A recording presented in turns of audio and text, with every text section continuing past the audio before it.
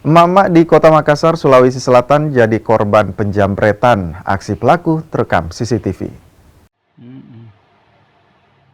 Inilah rekaman kamera pengawas atau CCTV detik-detik aksi penjamretan terhadap emak-emak di Jalan Tamalate 4, Setapak 6, Kecamatan Rapocini, Kota Makassar. Korban sempat berteriak usai dijamret, namun pelaku berhasil kabur. Tadinya berpapasan di sini tanpa ada rasa curiga bos.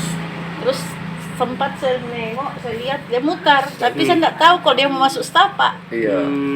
Jadi nanti begitu serasa bisa ditarik, baru sadar kok ini jamret. Saya teriak, sempat teriak sampai tapi nggak ada orang-orang memang. Oh, jam berapa kejadiannya tuh? Ya jam setengah 12 lewat lah. Siang. Iya. Itu ibu dari mana sebelumnya? Saya dari acara itu halal bihalal. Oh, halal. Iya. Apa isinya itu di dalam tas? Ya dompet, uangnya sih ya nggak sampai 200.000. Selain itu barang Ada surat berharga. Iya, surat itu, kartu-kartu semua. Kejadian sekitar pukul 11 siang di Jalan Tamalate 4, Kecamatan Rapocini. Memang saat itu sepi, Pak? Di lokasi itu sepi, jadi kesempatan untuk pelaku melakukan kejahatan pada saat itu. Kalau tindak lanjut dari polisi bagaimana, Pak?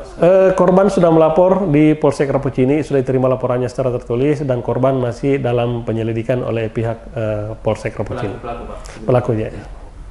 Kasus pencurian ini sudah dilaporkan korban ke Polsek Rapocini. Polisi pun tengah lakukan penyidikan dengan mempelajari rekaman CCTV.